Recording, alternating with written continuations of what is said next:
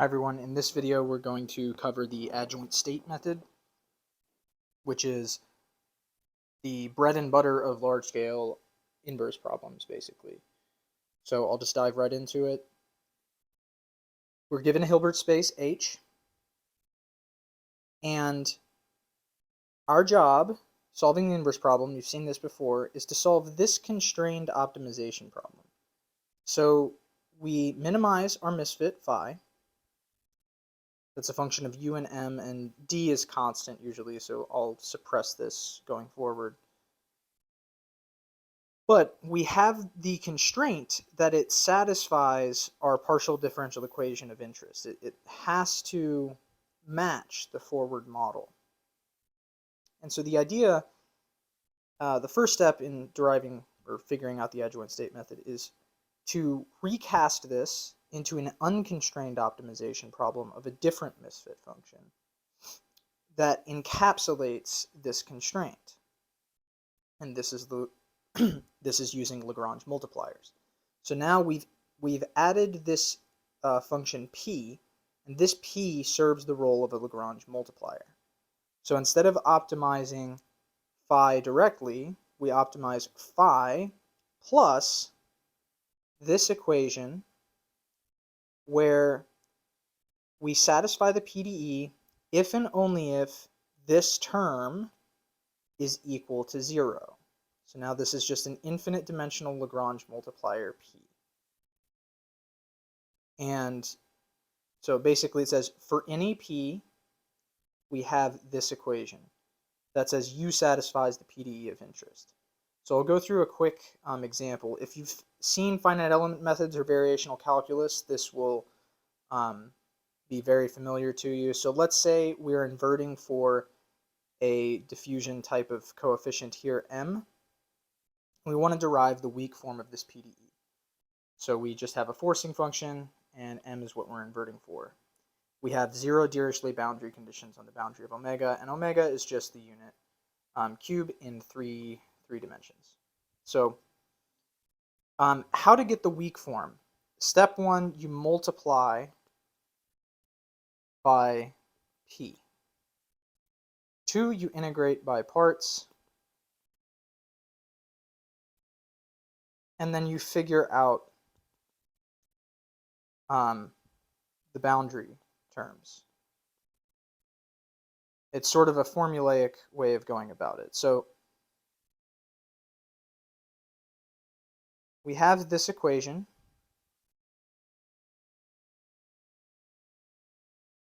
We multiply by a function p. So here u is a scalar field, so I'm literally just going to multiply. If you have a vector valued field, you're going to take a dot product. You do it component-wise. Idea. We integrate over the domain. So, okay, so first of all, if these two things are equal, that tells me that those two things are equal, which tells me that these two things are equal. Dx. Okay? Now, if we integrate by parts, this will end up being minus the integral of the boundary of omega. Sorry, I have the wrong form here. I want this. Divergence of m del u. Sorry. So just a slightly different forward model here, but this will make things cleaner. So the divergence theorem will basically give me the following. It will give me mp del u dotted into n hat ds plus the integral over omega of m del u dot del p dx equals the integral of fp dx. If this doesn't make sense, review the divergence theorem. It's not too important for now. The major point is that we can do this manipulation. Okay, and I'm going to say that let's say p equals 0 on the boundary of omega, just like u equals 0 on the boundary of omega. Okay, because I haven't told you exactly where p lives. I've just multiplied by some p. And typically the way you go about this is, oh, well, I want that term to be 0. It would simplify things. It's symmetric with u equals 0, which is also nice. So that'll tell me that the integral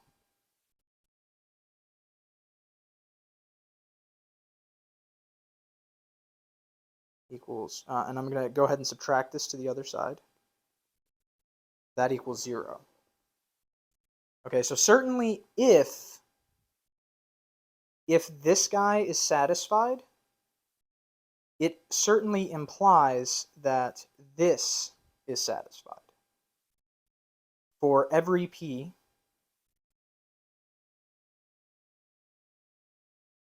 in so I'm going to say h1 0 of omega. And if you haven't seen this before, this is the set of all, I'll call it Q, functions L2 such that the gradient of Q is in L2 of omega and Q equals 0 on the boundary of omega. It's just defined as that set. We call that H1 0. If I make that a 2, that would tell me that the Hessian of Q is in L2. If you haven't seen this before, look up Sobolev space. The point is, I'll switch colors just for clarity here. Then the point is, I'm going to declare A of UP M to be equal to the integral of M del U dot del P, which in fact will actually be M del U del P on that space. And I'm going to declare L of Pm equals the integral of Fp dx, which is just the L2 inner product of those two functions. So in that case, the whole point is, this is a weaker form of our PDE. That's why it's called a weak form. So if this equation is satisfied and this expression makes sense, in other words, I can take two derivatives. So note here, I'm only taking one derivative on this and one derivative on this. But if in fact I'm allowed to take a second derivative onto this term, if you undo this integration by parts so that that term makes sense, well then in fact this PDE will be satisfied. Which is why in the end, that is why this choice of A and L gives you the right thing. So that is, so now we've got our Lagrangian. So that's step one of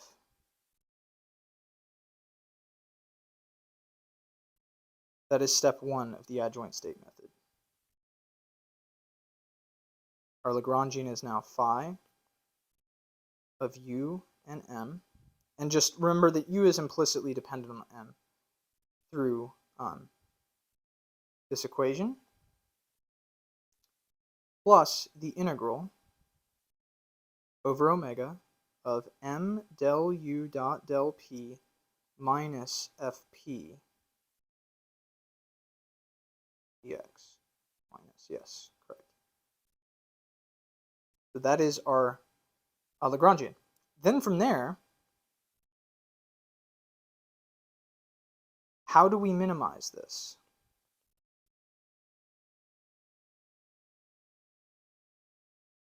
Well,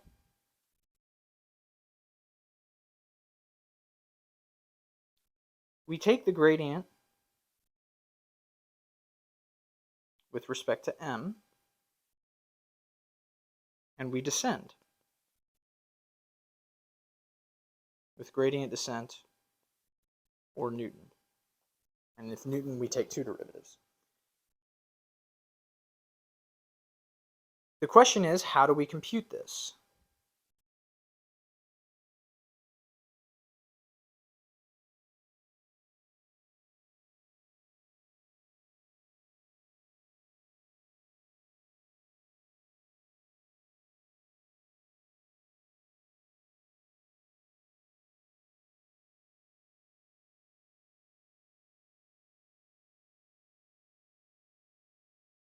Plus the derivative of that with respect to m.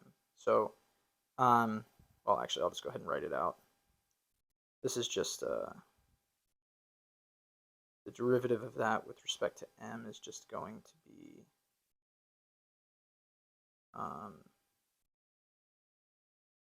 del u dot del p. Okay, so the point is u implicitly depends on m. So we have to compute this, and you can think about this in terms of how would I actually compute this? I implicitly have through the PDE what u is. So in practice, if I wanted to do this with a finite difference type of approximation, I would have to perturb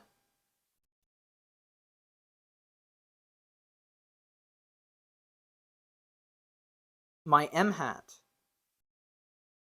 and do this finite difference to approximate this value. But the problem is then, to get the full gradient here, I have to sample a bunch of m hats to sort of start to gather the information.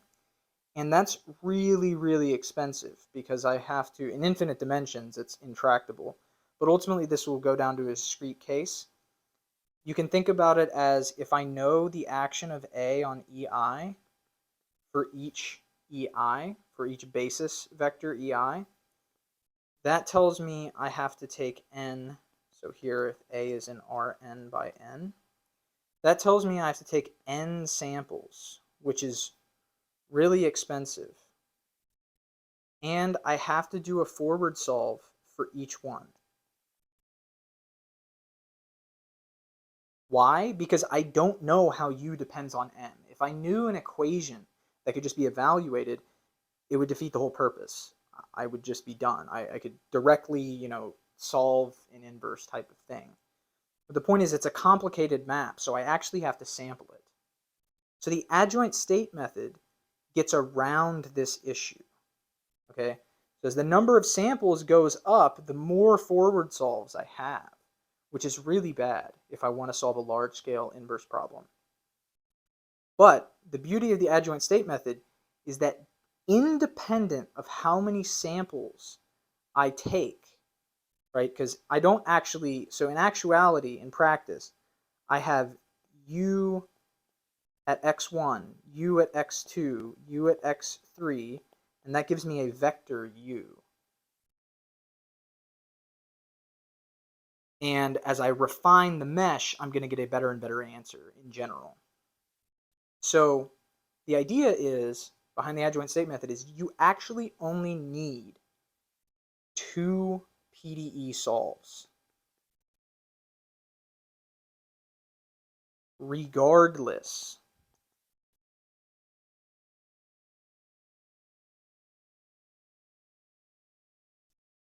of the dimension of the mesh or other discrete sampling. This is the main thing you should take away from the adjoint state method. It's a big deal because you can efficiently compute this gradient that otherwise you'd have to account by sampling u by solving PDE. So how do we actually get this? How do we actually compute this then? You're telling me that it's quasi-magic at this point. So we have Lagrangian of u, m, and p. And this is equal to our misfit. So I'm going to go ahead and make this explicit just to make it clearer.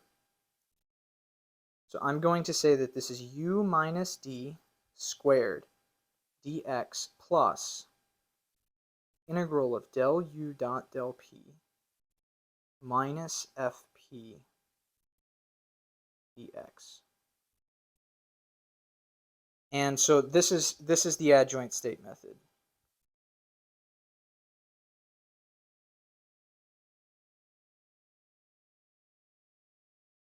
In steps. 1.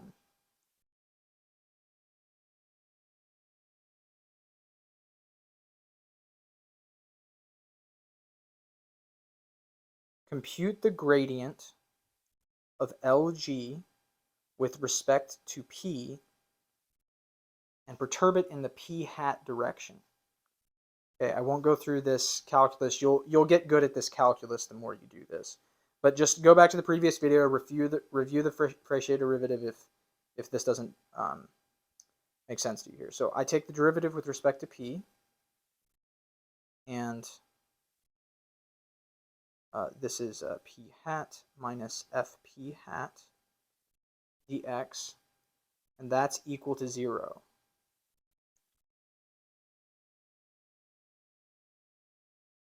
Solve this weak form for u. Okay, so now u is known. We've solved the forward problem. So you'll note that this is for all p hat in H01 of omega. So you're solving this. This is like a finite element method. So this is the PDE. If you want finite differences, you can always pull back the weak form, get the strong form, and then do a finite difference. Oh, sorry, there's an M here.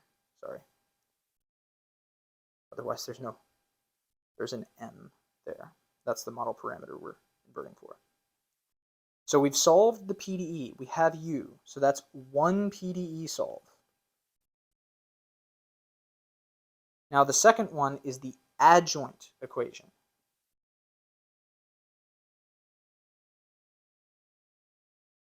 No, sorry. So the adjoint is to take the derivative with respect to our solution vector, or our solution u, and perturb it in the u hat direction. Again, I'll go through this fast. So review the previous video if, again, this calculation doesn't make much sense. This is just to give you guys a flavor. We'll go through more examples later, and future videos I'll actually show you what I'm doing here. But this is similar to how, don't be too intimidated by it. It's very similar to Calc 1 or Calc 2 when you just get good at taking derivatives, to where by the end of it you can have 5 chain rules composed and you just don't matter. You just don't care. But actually there's an important point here. When I take this derivative, okay, this is the nice thing. I treat u, m, and p as independent variables. Okay, and so this is also equal to 0. So I'm solving basically the optimal u, I'm solving the optimal p, such that this stationarity condition, that the derivative with respect to p is 0, and the derivative with respect to u is also equal to 0. But I'm doing this as I treat them as independent variables, because u implicitly depends on m through this PDE. But we've already solved what u is here, and we can treat it as an independent variable. In the next video, I will give you a strong argument as to why this is the case, okay? But for now, just trust me on this.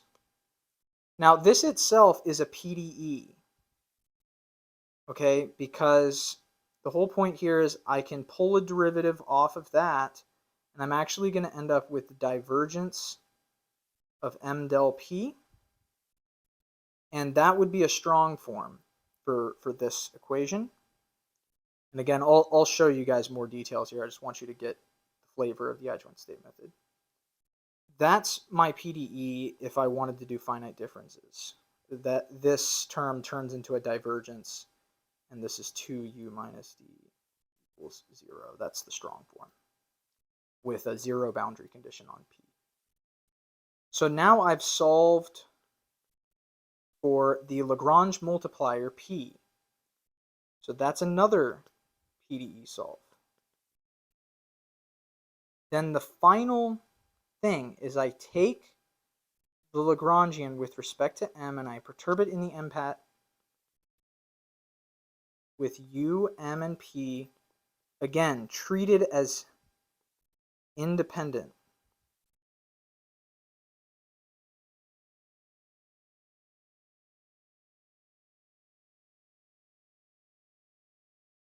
So when I take that derivative, that's very simple. So there's no m here, there's an m on this term, and there's no m here.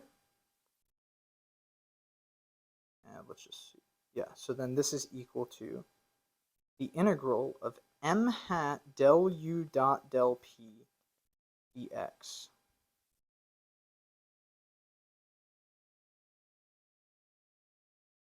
The point is now, in steps 1 and 2, so from step 2 I got u, oh no, sorry, from step 1 I got 2, and from step 2 I got p.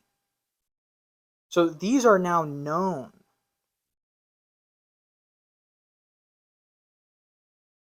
These are known, so I can evaluate.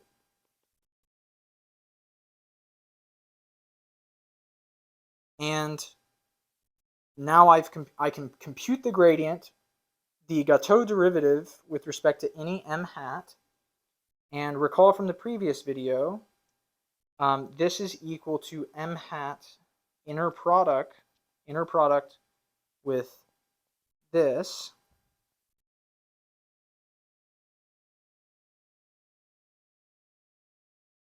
And so, again, Fréchet derivatives will typically exist for what we're doing, in this case as well. If I wanted to compute this in strong form, where I don't have this perturbation explicitly in there, I would point by point evaluate this expression, knowing that if I wanted to take a directional derivative in the direction m hat, this is the operation I would do. So hopefully this gives you a bit of motivation as to how the adjoint state method works. In the next video, I'll cover why can I treat u and m as independent, first of all. Well, these kind of go hand in hand. And B, or I'll call this A. So in the next video,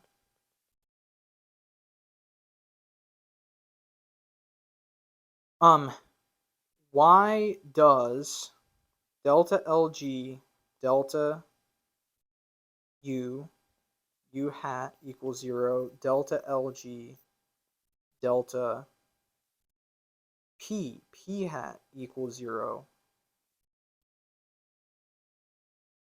Give me the right expression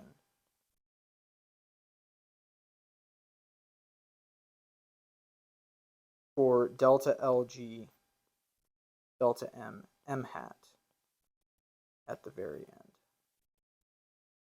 So those will be the two things I cover in the next video. Thank you guys for watching.